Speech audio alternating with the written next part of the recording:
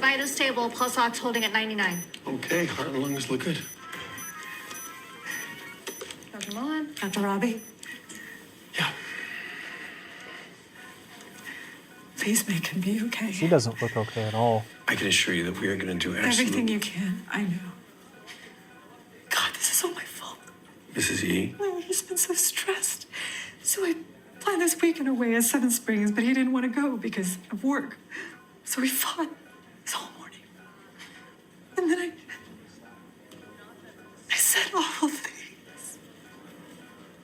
Those can't be the last words we say to each other, Doctor, please. Good news. CT looks normal. No bleeding inside the skull, C-spine, no fracture seen. He didn't break his neck? Then why is he paralyzed? You can have spinal injuries without radiologic abnormalities. Sometimes it doesn't show up on CT, only on MRI. Dr. Mohan? Are you sure? Okay. Critical potassium level 1.2. Wow. Okay. Now that is a legit low potassium, 1.2. A level this low would be considered severe hypokalemia. I will say that if you got an EKG on this patient, they're going to have numerous potential abnormalities on the EKG with a level this low. Not to mention the cardiac monitor itself, including PAC, so preatrial contractions, PVCs, preventricular contractions, sinus brady, atrial tachycardia, junctional tachycardia, just to name a few, not to mention AV block, VTach, VFib. These are all the things that you can see either on an EKG or on the cardiac monitor. Literally, almost everything is potentially possible when you get a potassium that is this low. If you got an EKG on this level, you're going to see abnormalities.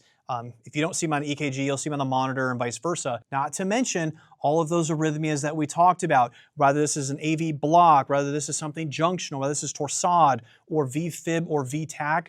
Heaven forbid they go into cardiac arrest and need CPR because that potassium is so low. At that level, this patient needs potassium. Now, without going any further on this case, if they mention flaccid paralysis, muscle weakness, and you have a potassium of 1.2, you are going with, you guessed it, hypokalemic periodic paralysis. This is too predictable. There is only one thing that this could be if the Pitt specifically mentions the flaccid paralysis, muscle weakness, and a potassium of 1.2. That is hypokalemic periodic paralysis. This is extremely rare. I have never seen a case of this outside of a board review question, outside of a med school question, a residency question, a PIMP question. It is just too rare.